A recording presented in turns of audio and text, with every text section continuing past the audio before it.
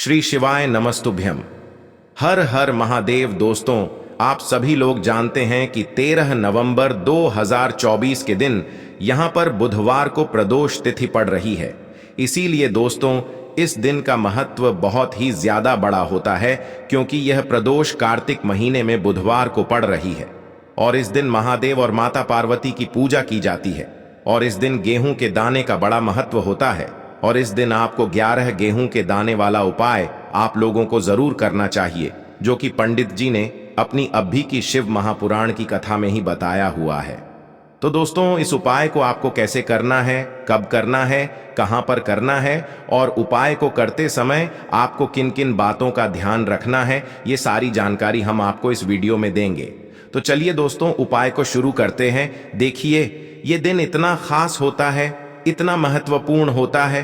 देखा गया है कभी कभी बड़े बड़े पूजा पाठ अनुष्ठान से जो मनोकामना पूर्ण नहीं होती है, वह कार्तिक प्रदोष व्रत के दिन एक छोटे से उपाय करने से ही आपकी मनोकामना पूर्ण हो जाती है। और बहुत सारे लोगों ने इस उपाय को किया भी है और उनको इस उपाय को करने का फल भी जरूर मिला है।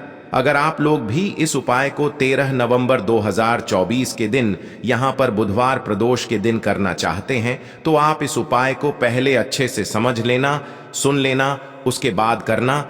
आपको इस उपाय का फल जरूर मिलेगा और इस उपाय को करने से आपके घर में चाहे किसी भी प्रकार की दुख और समस्या क्यों ना चल रही हो, आपको उसका कारण भी नहीं पता है कि भाई ये समस्या किस कारण से चल रही है। उसका कुछ भी कारण हो सकता है, जैसे पितृदोष हो सकता है या किसी भी तरह का मंगल दोष भी हो सकता है, और भी बहुत तरह के दोष होते हैं, कुछ भी हो सकता है। पर आपको इस उपाय को करने के लिए अपने दोष को पता लगाने की भी जरूरत नहीं है।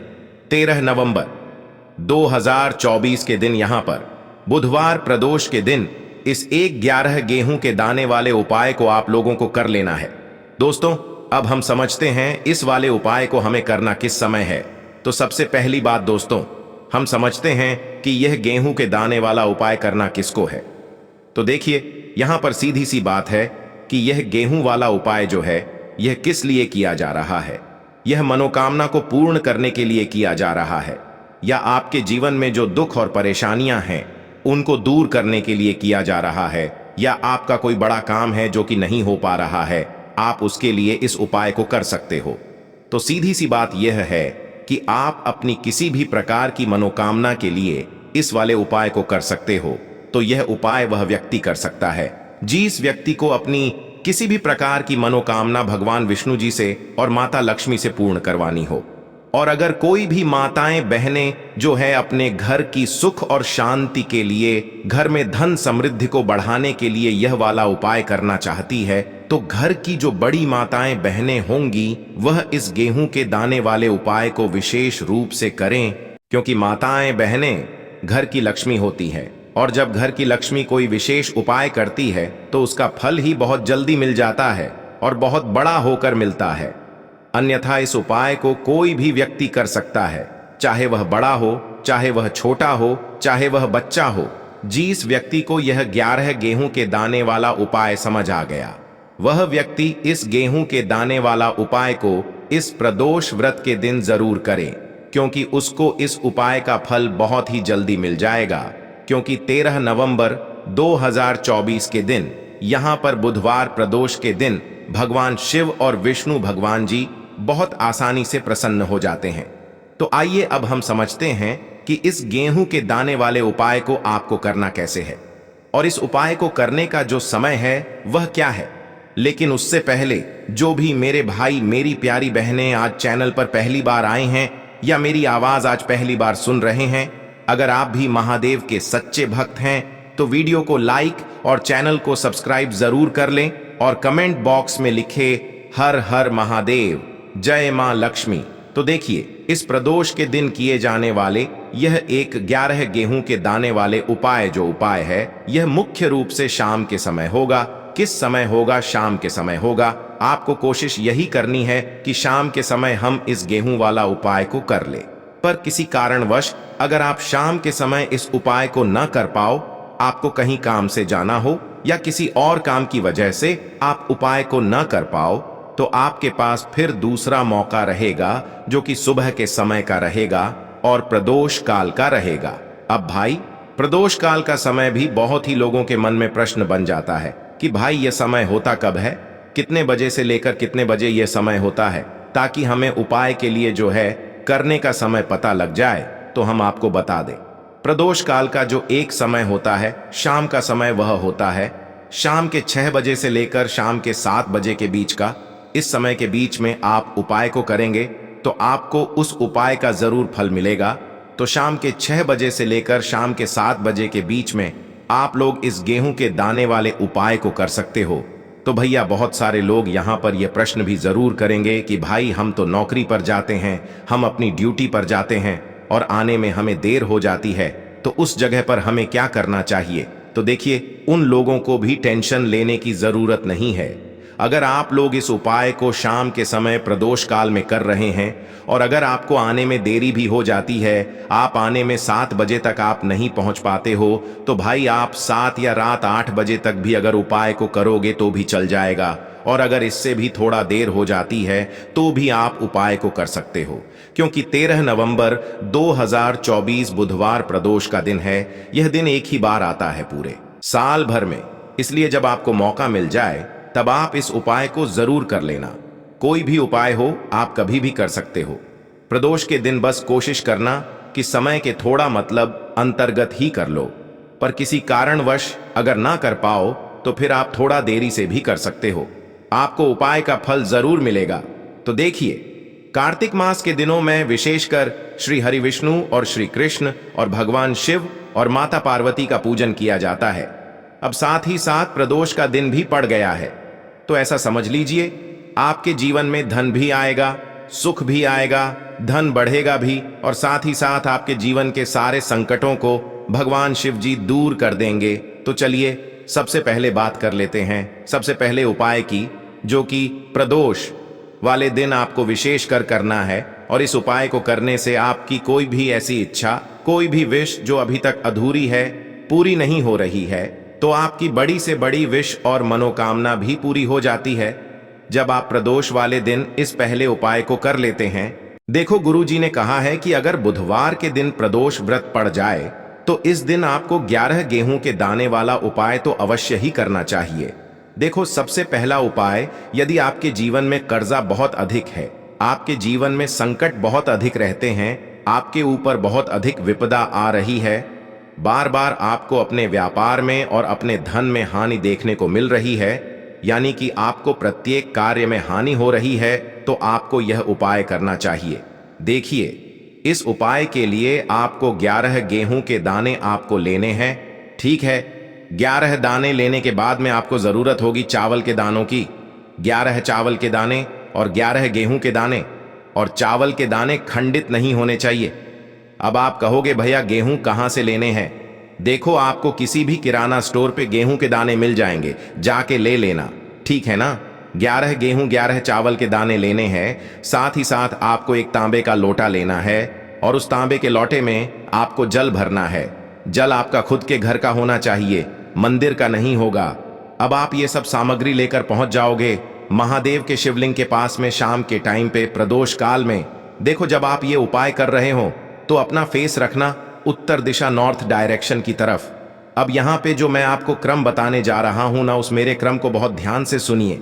महादेव को अगर कोई सबसे प्रिय है ना, तो उनकी सबसे छोटी पुत्री, जिनका नाम है माता अशोक सुंदरी, जो आपके पास में चावल के 11 दाने हैं ना, उन चावल के 11 दानों को माता अशोक सुंदरी के स्थान पर आपको अपना नाम और गोत्र बोलते हुए समर्पित कर देने हैं, है ना। चावल के दानों को रखने के बाद में जो आपके पास में तांबे का लोटा है ना, उस तांबे के लोटे को कहीं पे भी हम जल नहीं चढ़ेंगे। सिर्फ और सिर्फ माता पार्वती का जो हस्त कमल आपको दिख रहा है, यहीं पे गोल गोल आपको समर्पित करना है उसी जल को, और कहीं नहीं। ना तो माता अशोक सुंदरी के स्थान पर, ना तो शिवलिंग के ऊपर, सिर्फ आपको यहाँ पे गोल गोल जलाधारी पर आपको उस जल को समर्पित करना है। अब आपके पास में बचे हुए हैं 11 गेहूं के दाने और बचे हैं, उन्हीं 11 गेहूं के दाने को आपको अपनी मनोकामना अपने विशेष कहते हुए महादेव के शिवलिंग के ऊपर अगर आप बुधवार प्रदोष के दिन प्रदोष काल में समर्पित कर देते हैं तो आपकी जो भी मनोकामनाएं होंगी, जो भी विश होंगी, महादेव पूरी जरूर करते हैं। अन्न को समर्पण करने से, उस खासकर गेहूं को समर्पण करने से हमारी इच्छाएं पूरी होती हैं, और अगर वो दिन प्रदोष का दिन हो तब तो इससे सुंदर संयोग कुछ भी नहीं हो सकता। आपकी इच्छाओं को पूरा करने के लिए बहुत स्पेशल, बहुत प्यारा सा उपाय आप सभी को जरूर करना है। ध्यान में रखिएगा, यह उपाय प्रदोष काल में करना है। देखो, गुरुजी ने कहा है भगवान शिव के शिवलिंग पर 33 कोटि देवी देवताओं का वास होता है। अगर हम शिवलिंग के सामने कुछ भी उपाय करते हैं तो हमारे सभी देवी देवता हमसे खुश हो जाते हैं। ये उपाय आपको अवश्य करना है। देखो, सुबह के टाइम नहीं कर सकते, ठीक है। अब बात करते हैं अगले उपाय की है। देखिए, इस उपाय के लिए आपको मात्र 5 हरे मूंग के दाने ले लेना। हरे मूंग के दाने आपको साबुत लेने हैं, खंडित नहीं होने चाहिए। इस बात का ध्यान रखें। और इसी के साथ में आपको एक तांबे के पात्र के अंदर अपने घर से शुद्ध जल ले लेना है। अब दोस्तों, इन सभी सामग्रियों को लेकर के आपको सीधे पहुंच जाना है भगवान शिव के मंदिर में। देखिए, इस उपाय को भी आप सुबह भी कर सकते हैं और शाम के समय में भी कर सकते हैं। देखिए, भगवान शिव के मंदिर में पहुंचने के बाद आपके पास जो 5 हरे मूंग हैं, उनमें से पहला जो हरा मूंग है, आपको शिवलिंग के सामने जो नंदी महाराज होते हैं और उनका जो पैर उठा हुआ होता है, वहां पर आपको पहला हरा मूंग समर्पित कर देना है और आपको ओम नमः शिवाय इस मंत्र का जाप कर लेना है। फिर आपको दूसरा हरा मूंग लेना है और शिवलिंग पर जो श्री गणेश जी वाला स्थान होता है, वहां पर आपको यह दूसरा हरा मूंग समर्पित कर देना है। यानी कि शिवलिंग के सीधे तरफ आपको यह दूसरा हरा मूंग समर्पित करना है और फिर आपको ओम नमः शिवाय या फिर श्री गणेशाय नम इस मंत्र का जाप कर लेना है। तीसरा हरा मूंग का दान आपको भगवान शिव की सबसे प्रिय पुत्री माता अशोक सुंदरी वाले स्थान पर समर्पित करना होगा। शिवलिंग की जो जलाधारी होती है, जहां से जल बह करके आता है, उसी जलाधारी के बीच में जो कहीं कहीं उठी हुई लाइन होती है सांप की आकृति के रूप में, वहीं पर आपको तीसरा हरा मूंग समर्पित करना है और फिर आपको ओम नमः शिवाय इस मंत्र का जाप कर लेना है। अब दोस्तों, चौथा जो हरा मूंग है उसे आपको भगवान कार्तिकेय जी का जो स्थान होता है शिवलिंग पर, वहां पर आपको ये चौथा हरा मूंग का दाना समर्पित कर देना है और आपको ओम नमः शिवाय इस मंत्र का जाप कर लेना है। अब दोस्तों, आपके पास जो 5वां और अंतिम हरा मूंग बचा हुआ है, उससे आपको उससे जल के पात्र के अंदर डाल देना है और इस हरे मूंग से युक्त जल से आपको भगवान शिव के शिवलिंग का अभिषेक कर देना है। जल आपको बिल्कुल धीरे धीरे समर्पित करते जाना है और लगातार आपको शिव महापुराण के मूल मंत्र श्री शिवाय नमस्तुभ्यम इस मंत्र का जाप करते रहना है। फिर आपको शिवलिंग के सामने बैठकर, यदि आप अपने बच्चों के लिए ये उपाय कर रहे हैं, यदि आप अपने बच्चों की बुद्धि, ज्ञान और विवेक के लिए उपाय कर रहे हैं, तो उसके लिए आपको प्रार्थना कर लेनी है। या फिर व्यापार में वृद्धि करने के लिए ये उपाय कर रहे हैं तो उसकी कामना करते हुए आपको प्रार्थना कर लेनी है। या फिर अपनी नौकरी के लिए कर रहे हैं, या फिर अपने इंटरव्यू के लिए, या फिर धन की प्राप्ति के लिए कर रहे हैं, जिस भी कामना के लिए आप उपाय कर रहे हैं, उसे परिपूर्ण करने के लिए आपको महादेव से प्रार्थना कर लेनी है और फिर आपको वापस अपने घर आ जाना है।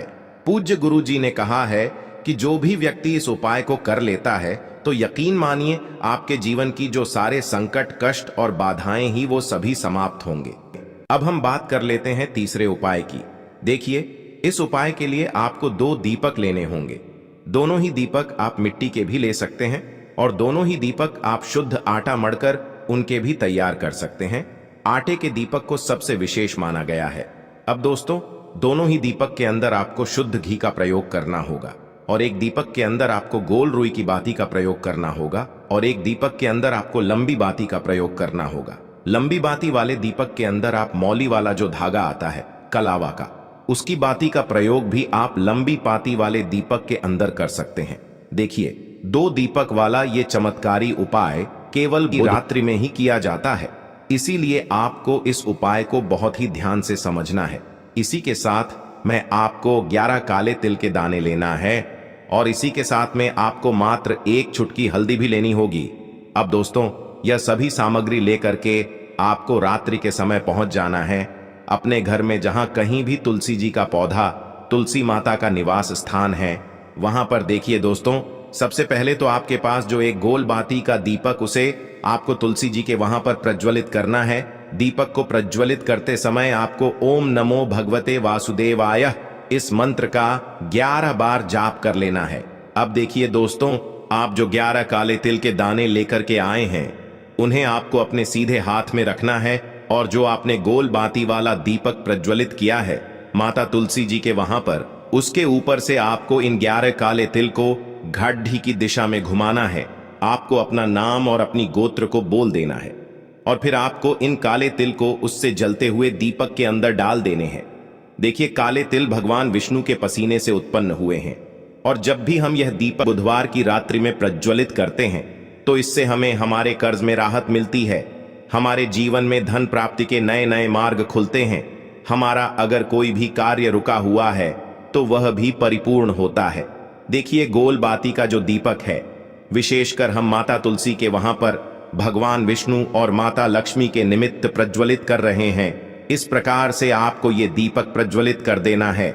अब जो आपके पास लंबी बाती का दीपक है, एक चुटकी हल्दी है, तो इससे आपको लेकर के पहुंचना है अपने घर के मंदिर में। आपके घर के मंदिर में माता लक्ष्मी की जो भी प्रतिमा ही मूर्ति है, उनके सामने सबसे पहले तो आपको ये लंबी बाती का दीपक रखना है। फिर आपको दीपक को प्रज्वलित कर देना है। दीपक को प्रज्वलित करते समय आपको ओम महालक्ष्मी नमः इस मंत्र का जाप करते रहना है। अब दोस्तों, आपके पास जो एक चुटकी हल्दी है, उसे आपको अपने सीधे हाथ में रखना है और इस एक चुटकी हल्दी को आपको उस दीपक के ऊपर से 11 बार घड्डी की दिशा में घुमाना है और आपको ओम महालक्ष्मी नमः मंत्र का जाप करते रहना है और इस एक चुटकी हल्दी को आपको उसे दीपक के अंदर डाल देना है।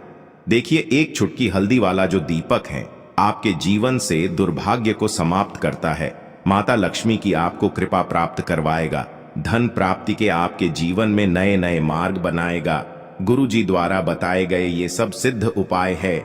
दोस्तों, इस वीडियो में हमने आपको गुरु जी द्वारा बताए गए 3 से 4 बहुत ही चमत्कारी उपाय बताए हैं जो आपको करने हैं। उपाय से लेकर कुछ भी पूछना है तो कमेंट बॉक्स में पूछ सकते हैं। उपाय को करते समय किसी भी प्रकार की गलती ना करें।